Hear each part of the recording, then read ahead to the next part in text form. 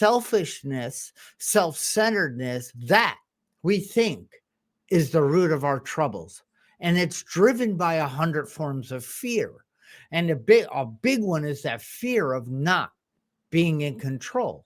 Yeah. And so we peel back the onion, like you said, and we realize I didn't realize I was thinking of me, how I wanted it to go, how I wanted to flow through this event I'm entering, and how I want to look, feel, sound, and be accepted, and all of that. And because I'm focused on all of that, I'm not being authentic, transparent, or myself.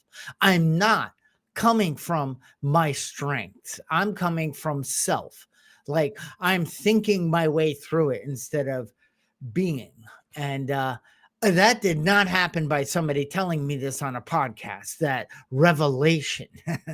It happened through what you said, trying and starting to take a look at it. Oh, if I was willing to let go of this and just stand in my space and realize that if I had no judgment, if I have no, it's not my duty to understand the outcome of this, it's just how I respond to it.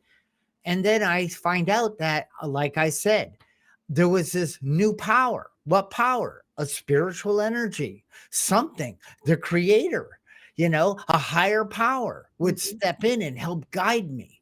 And then there was this new peace of mind.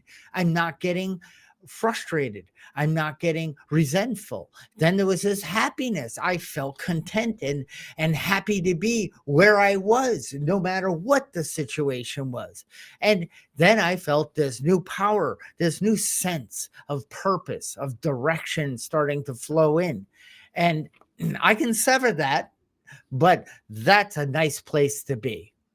It's a beautiful place to be, Charlie. Our will, 100 forms of fear, self-delusion, self-seeking, self-pity. We step on the toes of others and they retaliate, and it goes on and on. We put ourselves in a position to be hurt. And it's all to, a lot of what we do is to feel safe, right? And what we're doing when we're seeking control, if you really look at it, what we're doing is we are taking our experiences from the past and saying, oh, I don't want that, or I really want that, right? It could be either side of the spectrum. And then we're trying to navigate the present day with those past experiences, and we rob ourselves of a new experience in that day. And that's exactly what you're talking about. The past has absolutely no place in today. As a matter of fact, the only time the past has life is when I bring it back to life by bringing it into today.